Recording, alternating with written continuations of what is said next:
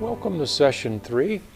In Session 3, we're going to explore how electricity can produce a magnetic field and how electricity and magnetism interact. We're going to start with this device right here. Consists of a piece of heavy wire. It's actually copper tubing, but copper tubing can act like a wire. And it runs through the middle of 5 compasses. Let me show you that real quick. So it runs through 5 compasses. And then down here we have 2 sets of batteries.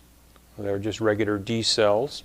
2 of them have their negative terminals down on this copper plate, which is tied to the bottom, to the wire that comes up from the bottom. And 2 of them have the positive terminal pointing down. So we're going to alternate the direction of flow in this wire. So let's take a look at the top view, okay? So I've got a little bit of light conflict there, but I think you can see that the north poles are pointing over in this direction, which is what they're supposed to do. They're pointing toward the north geographic pole. And when I energize them with electrons coming up the wire, then we're going to see the north poles do something interesting. Notice how the north poles are going in a circle this way and the south poles are going in a circle that way. Okay? Can you remember that? It's going, north poles are going that way when the electrons are moving up the wire. Let's look at that from a different view here. I'm going to stand up and block that light so you have a better view of the needles.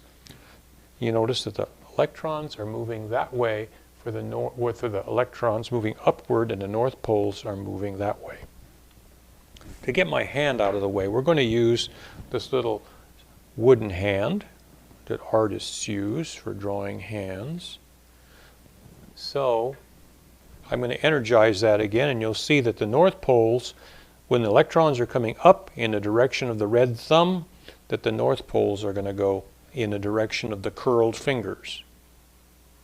Okay? Now I'm going to reverse that, which means the electrons are now going to be going down. And good, we're on camera too, so you can see the red thumb pointing down. The fingers are pointing that way, so that should be the direction of the north poles being pushed. And yes, they are. Okay, they're going in that direction.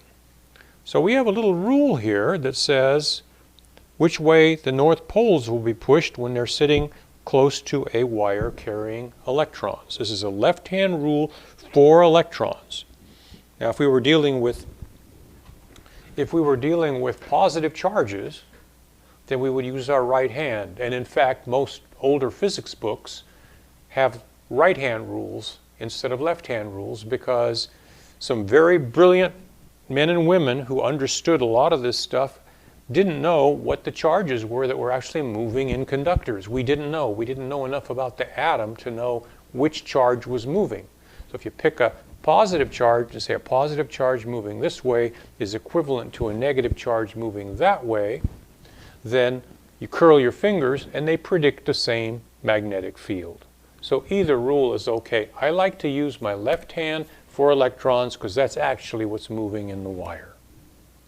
Now let's take this idea of this left-hand rule and see if we can predict the behavior of big magnets, because if all it does is tell us what a compass needle does, that's not terribly exciting. So let's take a look at how it predicts the behavior of larger magnets. So I've got 2 magnets here ready to go. And let's get this nice big battery, because we have to flow a lot of electricity to do some of these experiments. So I've got the battery set here, and I think you can see the little negative sign here. This is the negative terminal, so I'm going to hook up the wire here, and electrons are going to travel that way, okay, and come back this way to the positive terminal. I'm not going to hook that up yet.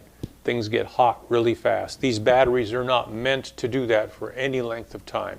So I'm going to flow the electrons that way. So let's put our little left-hand rule in here. So electrons traveling that way predict a magnetic field toward me. I think it would help for you to see a little close up on that. Let's go down. There we go. Okay. So the north poles are going to be pushed in the direction of the magnetic field, which is toward me.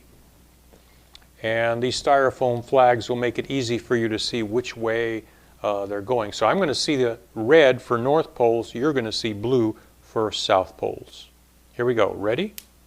There it is. Okay.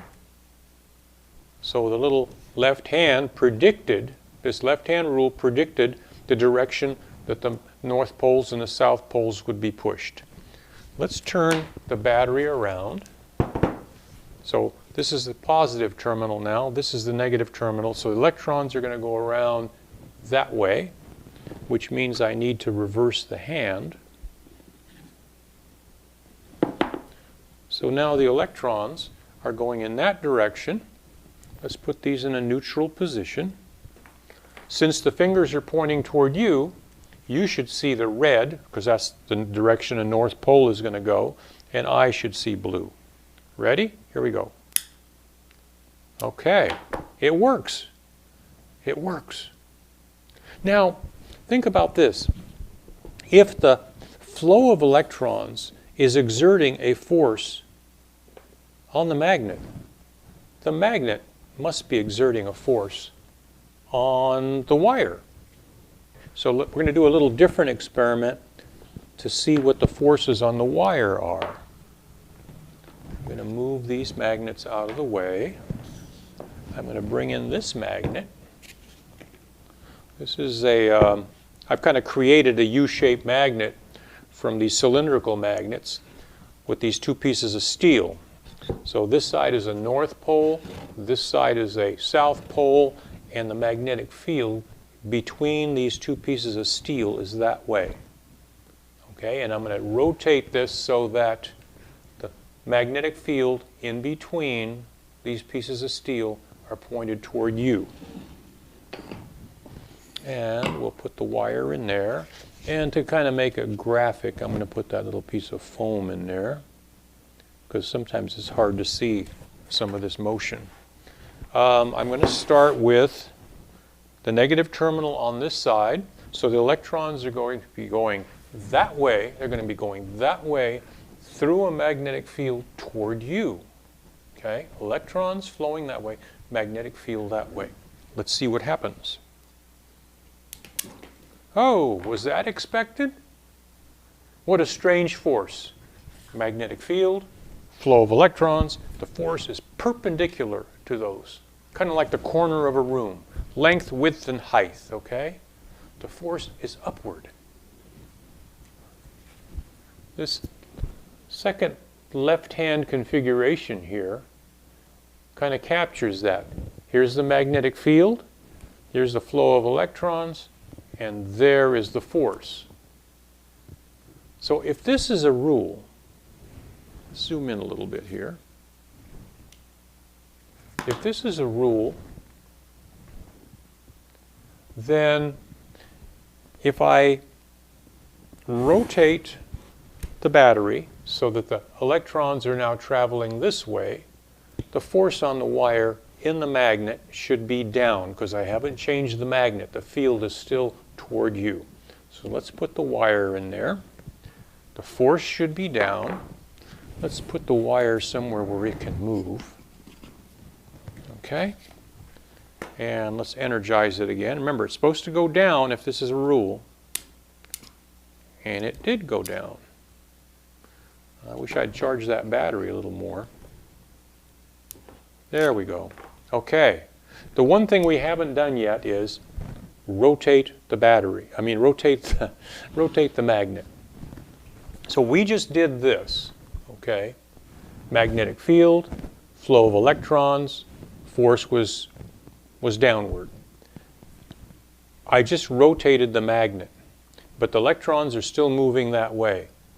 So if the magnetic field is toward me and the electrons are going that way, the force should be up if this is a rule. So let's put the wire back down low. And let's put this back here. And you ready? Here we go. And it's up. So this is our second left-hand rule. And this is called the Lorentz force. This is that force I told you we would be coming back again and again to talk about. Do you remember the aluminum going down the slot? Or the pendulum having trouble going through the magnetic field? Or the magnet descending down the tube really slow? Or me cranking the generator and getting tired because I was making electricity? This is the force that makes the electricity and makes it hard to turn the crank. All right. I'll see you in session 4.